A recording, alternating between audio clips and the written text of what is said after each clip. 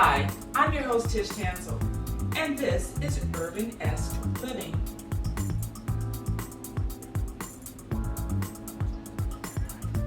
Because if you don't have that smell, you're not really going to have that.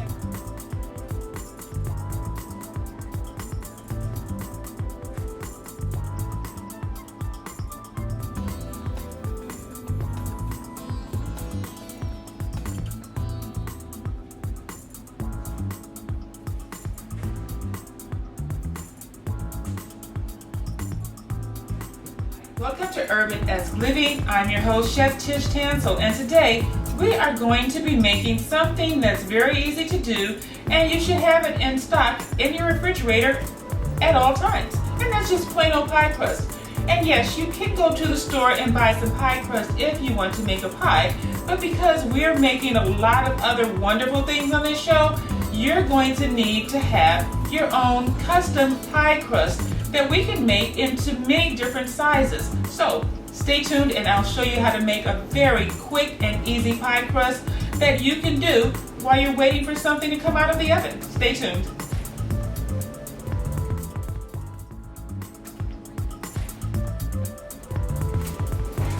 Hi, welcome to URBANesque Living. I'm Chef Tish Tansil and we're making some quick and easy pie crust today. So what you're going to need first is a bowl with 2½ cups of white flour, 1 teaspoon of salt, and 2 sticks of unsalted butter. So the first thing I'm doing is adding the salt into the flour because I want it all incorporated before I start the mixing process. So I'm just going to take a little fork and swirl that through. You can use your hand if you like to just get a little messy.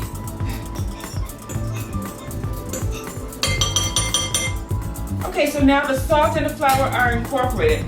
The next step we're going to do is we're going to cut in the butter. Now you can cut in the butter a couple of different ways. If you're using a food processor, you can just put it all in there and it will do it all for you. You just pulse it a few times. But because we're doing this by hand, we're going to do this the old-fashioned way.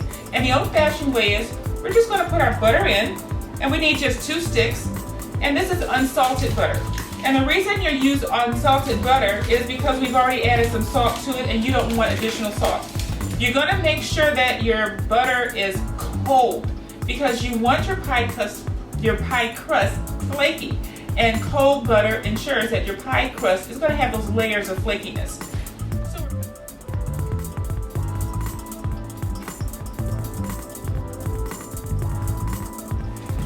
Okay, so after a little bit of a workout with this flour, it's all incorporated. The butter and the salt and the flour are all incorporated together. Now the next thing you want to do is you want to add your liquid.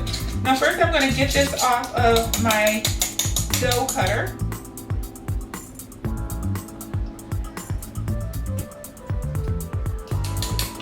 So you can just use your fork to get in between to get any leftover dough that's stuck in between. Okay, so now you have a mixture of flour and you have your salt and butter. So what you're going to need to do now is to mix it. You don't want to over mix it and you don't want it really goopy. You just want this flour so that it sticks together. And so what you're going to have to do is add a little bit of cold water, a teaspoon or a tablespoon at a time. Now what I'm using for this is a little bit of coconut water because I like the flavor of coconut water and what it does to your food. And so what we're going to do is we're just going to add a little bit to the center and we're just going to start to mix. And we just want this to stick together. We're not trying to make glue. So you're not going to add all of it at one time. So,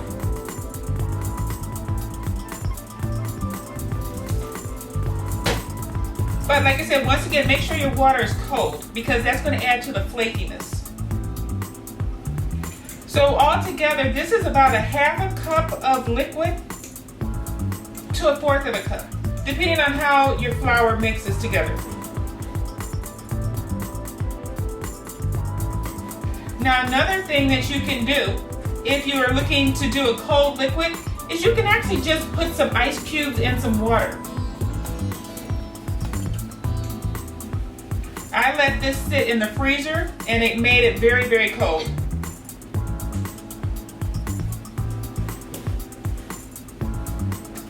Okay, so now you're starting to see that it's forming a ball, so it's almost ready. We're just gonna mix it. I'm not gonna add any more liquid to it just yet. I wanna make sure that I give the water a chance to make sure that all of this flour sticks together. Okay, so I think at this point I'm going to use my hands because we wanna make sure that it sticks together. The fork just helps to incorporate it.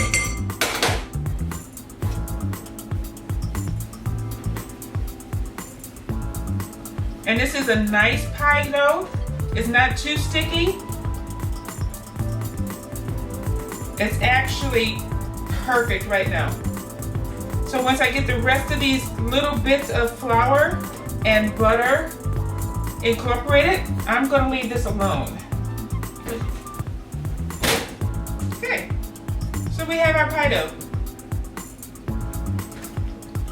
Okay, so beautiful pie dough. Now what we're going to do now, I'm going to take my bench cutter. I'm going to cut this in half. And I'm just going to make it into a round disc. Now each of these makes, depending on what you're going to do, a 2 bottom pie crust or a top and a bottom. But you can see some of the butter still that has not totally incorporated into the flour. That butter is going to make sure that your pie crust is nice and flaky.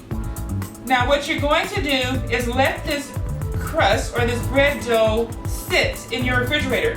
Even if you were going to use it today, you still need to let it sit in your refrigerator for at least 1 hour.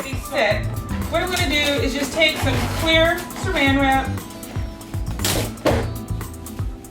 and cover each of these completely.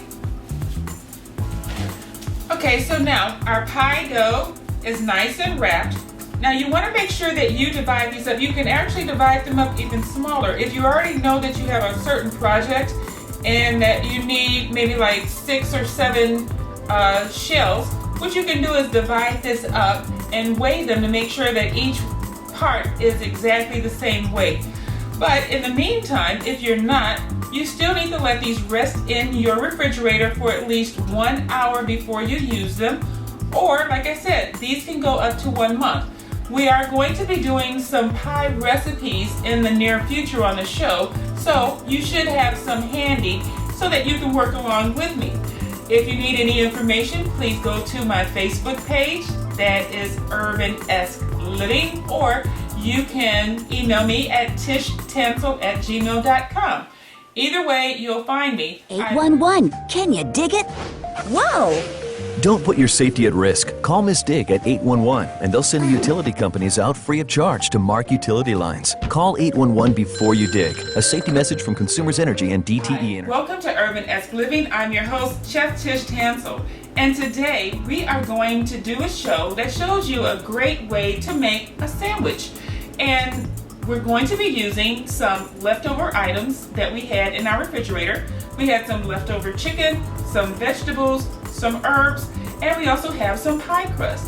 So we're not going to make a pie in the traditional sense. We're going to make a pie sandwich, which in the state of Michigan is called a pasty.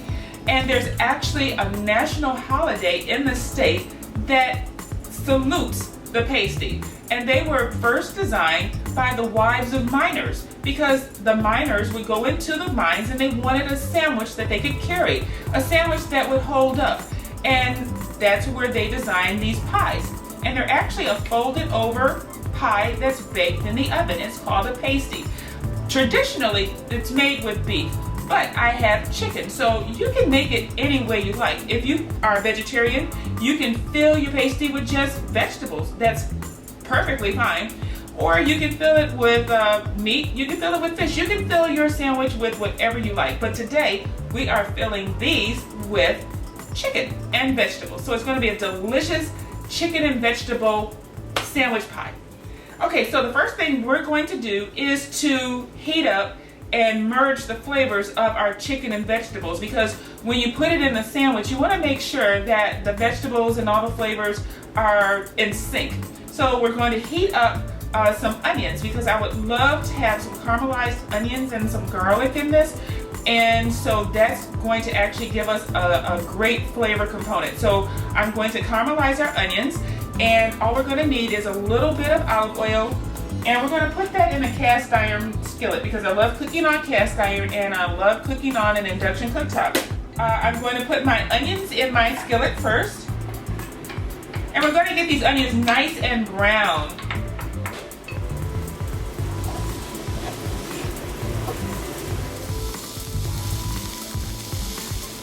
Okay, you can already hear the onions starting to cook in our skillet.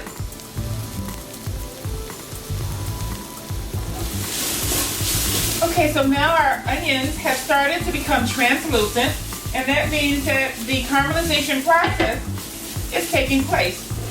So before these go too far, I'm going to add my minced garlic. And I don't add the garlic first because I don't want the garlic to burn. Burnt garlic has a terrible taste. Vegetables. I love the flavor of onions. They taste better after they cooked a little and you brought out that natural flavor, and garlic also. Okay, so next I'm going to add some chopped celery because that gives us some nice fiber and some nice crunch. Now celery has more water in it than your onion and your garlic, so that's why I added the celery after I caramelized the onion, because I didn't want the water from the celery slowing down the process of the caramelization of the onions.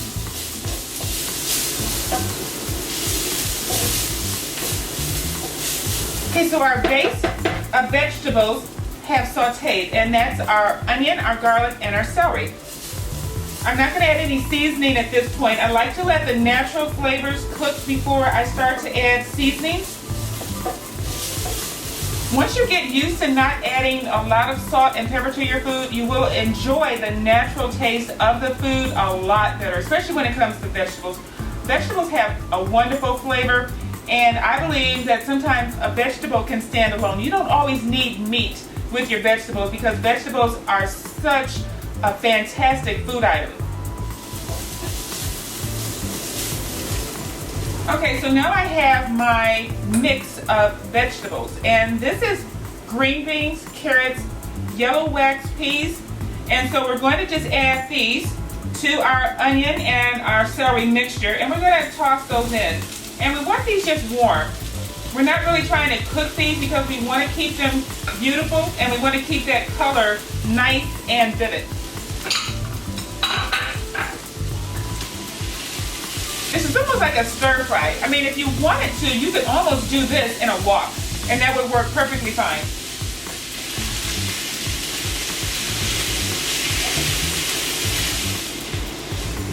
Now, as you've noticed, the cooking process has slowed down because I added in the vegetables, and they have a lot of moisture inside of them. I'm not trying to cook out all of the moisture because we don't want a dry pie. Okay, so now since my vegetables are all nice and warm, I'm going to add my mix of cilantro and parsley. And that's going to give a lot of natural flavor. These are freshly cut. If you have dry, you can use that too, but you're not going to get the same intense flavor as you do with natural herbs that you pick from your own garden or that you purchase from the store.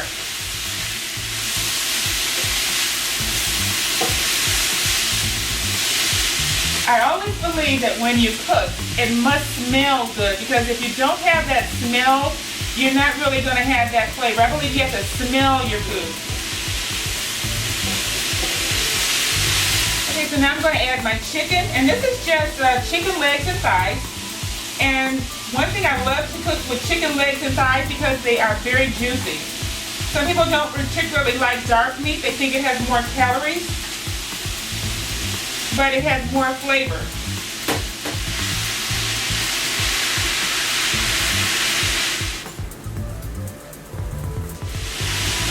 Okay, so I have a little paprika, and I'm going to sprinkle the paprika over all of this.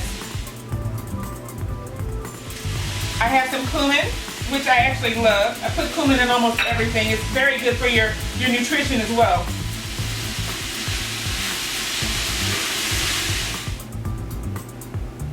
Okay, and lastly I have my salt, and this is kosher salt.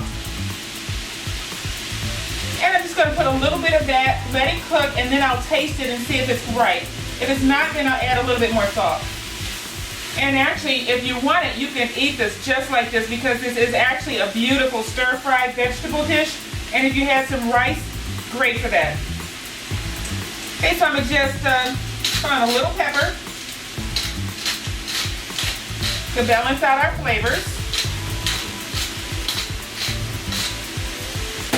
I'm just going to give this a stir. So now, and this part of our meat pie is done. We just wanted to get those flavors blended and mixed together. It doesn't have to be hot when it goes in that pie dough, but I don't want it cold either, because it's going to take it longer for that pie crust to cook. And so we want to make sure that the inside is done. And right now we're at a good point, so we're going to let this just sit here, and then when we come back, I'm going to show you how to do the crust for our meat pies.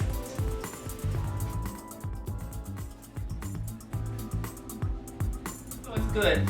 So I preheated my oven to 350 degrees, and I have taken a tray and I put some nonstick spray on the tray. Now if you have a pizza stone, you can use that, or whatever you like to cook on, you can use it as a cooking surface.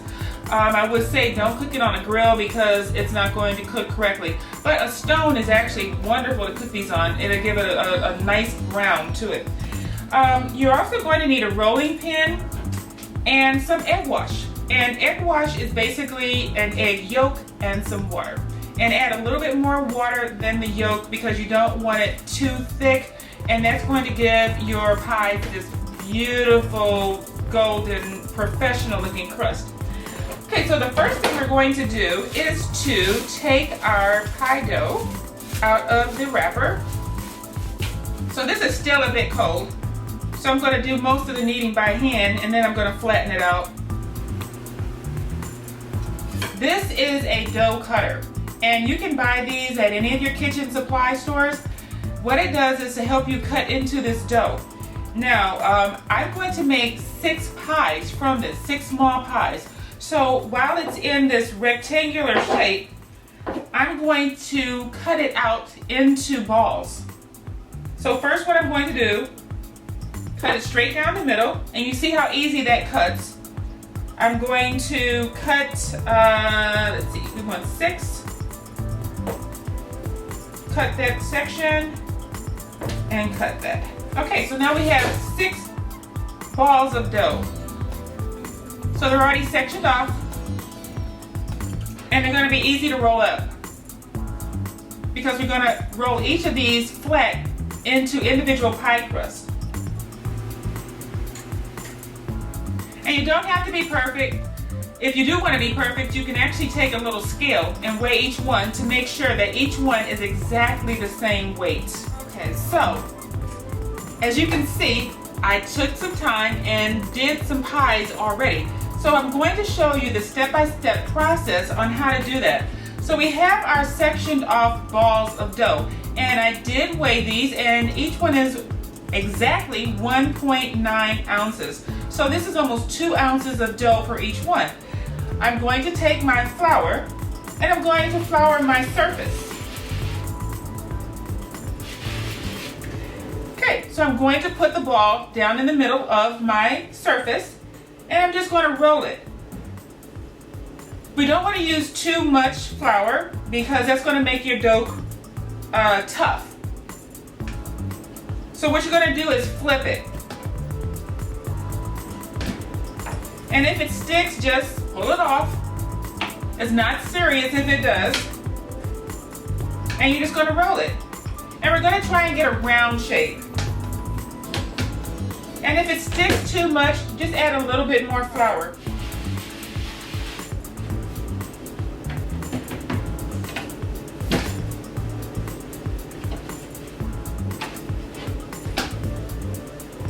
Now this is a silicone roller. You can actually roll it with a wooden roller as well. Okay, so now you see it doesn't stick at all. You just have to kind of work with it.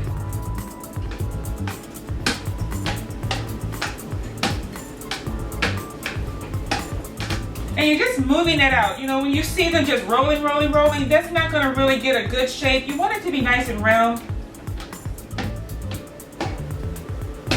So you're going to be gentle with your dough.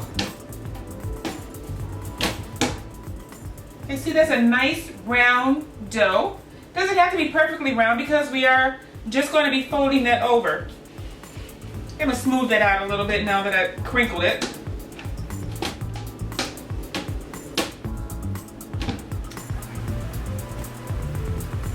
Okay, so now we have our pie, and that's the basis for our individual pasty pie. So we're just going to lay that down, and I'm going to take some of my egg wash. And egg wash is just an egg yolk with some water. And I'm going to put that around the rim of my pie dough. So once that's around the rim, I'm going to take one of my portion scoops because I want to make sure that all of my pies are the same size. And I'm just going to place a scoop right in the middle of my dough. And if it gets a little messy, just pull it back in.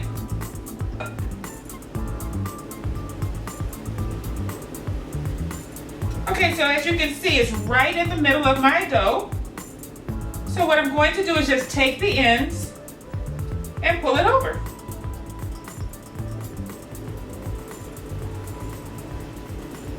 And if some stray parts come out, don't worry about that. Okay, so as you can see, we now have a pocket, a pie pocket. So I'm going to take a little bit more of my egg wash because we want to make sure that as this cooks, our ends don't come loose and our insides pop out. Okay, so the egg wash makes sure that our ends stay together and they bake together. It also gives a beautiful golden color. Now there are several ways that you can close up the ends of your pie. You can do it by hand like I'm doing, where I'm just folding the dough over and folding it over and making a design. Or you can take a simple fork and just press down, and that makes actually a cute design as well. It's just a fork design. I like it when it's got this nice little swirl on the crust. Okay, so now that's done. If you want to shape it around, you can. The dough is not that fragile where you can't shape it, but don't prick a hole in it. Okay, so the next thing I'm going to do is actually move this because I don't like to move it after it's egg washed. And I'm going to put it in my pan. And as you can see, I have several more, the 6. And that recipe that I did with the pie dough was cut in half, and this is the half of it. So if you want to make 12 pies, you can actually use the entire recipe of dough. Or if you want to make these smaller, these make wonderful appetizers. If you just want to have like a pot sticker, or if you just want to have some finger foods, cut them down even more. You can cut them down half of this size, and that would make excellent hors d'oeuvres. Okay, so now that this is in its pie form, what I'm going to do is egg wash it. So you want to egg wash the entire surface. Make sure you get all around it because as it cooks, the parts that are egg washed will look totally different from the parts that are not egg washed. So you want to make sure that the entire pasty is egg washed. Okay, so what we're going to do is add a little bit of flavor to it. And actually, this is a process that you need to do because you need to make sure that the steam escapes as it's cooking. And we're just going to take our little paring knife and we're going to make a little incision in the top. And you're not going to dig down deep. I mean, you're barely going to scratch the surface of it because you don't want it to totally pop open. So you're just going to make enough of a line with that tip to allow it to expand. Now, I love sesame seeds and I love the way it looks. So I'm just taking some raw sesame seeds and I'm sprinkling it on the top of each one. And as these sesame seeds cook, you're going to get a wonderful presentation. Now the thing is that if you want these sesame seeds to stick, do it right when you egg wash it because they're going to stick on top of it. If you wait, it's not going to stick and you're going to have to wash it again to make it happen. And you can't put these sesame seeds on afterwards. Okay, so as you can see, these look absolutely delicious. And so we're going to set these in the oven on 350 degrees and let them bake until they are a nice golden brown. So, I got this new family, and I don't know what it is about this one, but she can't seem to put down that toy all day long. Tap, tap, tap, tap. Oh, and she even talks to it. She talks to that more than she talks to him. What's up, bro? Nice shirt. Who's she talking to? Her mom? She talks to her mom a lot. Welcome back. Now it's time to take our pies out of the oven. I let them cook for about 45 minutes because I wanted to make sure they were a beautiful golden brown on the outside. That makes sure that when they travel, they don't break. These pies were designed for coal miners, so they had to hold up for travel. Now, the thing is with these pies also is that they're hot. So you want to make sure that you let them cool because that's going to give them the best flavor. You don't want anyone burning their mouths when they bite into one of these pies. So let's take these out of the oven.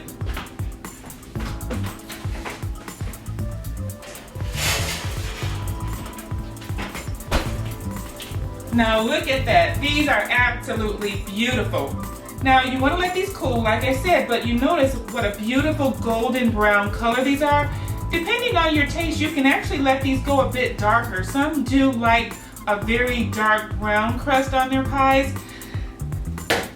If you'd like more information on how to make a hand pie such as this and our pastry pie dough, please visit my Facebook page, URBANesque Living. You can find me there. Actually, tweet me also. I would like to hear from you.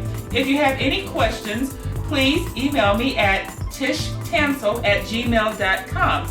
This has been URBANesque Living. Thank you for joining me. See you next time.